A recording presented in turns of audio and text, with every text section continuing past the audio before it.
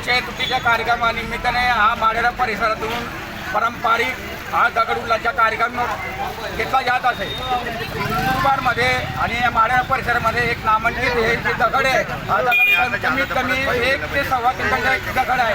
हे 2 दगडाचे शक्ती प्रदर्शन बांधव करीत असतात आणि हा केवळ म्हणजे शक्ती प्रदर्शन नव्हे, आजच्या तारखेला म्हणजे आधुनिक वस्तू सर्व येऊन गेलेली आहे। शेतामध्ये आजच्या कंडिशनमध्ये ना बैल ना गाडी ना घोडा ना काही ना गाडा वगैरे काही राहिलेलं नाही, परंतु हा एक मनोरंजन म्हणून हा कार्यक्रम माढेरा परिसरामध्ये घेतला जात आहे।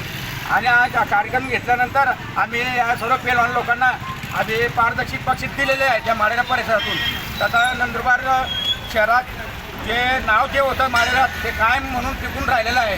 जे जुनं लोक हा कार्यक्रम राबवत होते तोच कार्यक्रम आम्ही रेग्युलर हा कार्यक्रम आम्ही ठेवलेला आहे। तरी निवडल्यानंतर या दगड उठला, जो ज्याने दगड उचलला तो खरा पक्का सालदार म्हटला जात होता, परंतु आता सालदार मिळत नाही।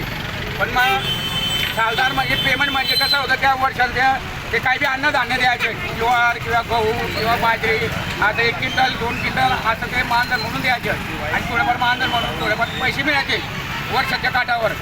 तेव्हा वेळी सालदारची किंमत होती। आजच्या तारखेला सालदार मिळत नाही, मजूर मिळत नाही, म्हणून हा कार्यक्रम माढेरा परिसरामध्ये पारंपरिक आम्ही घेतला जातो।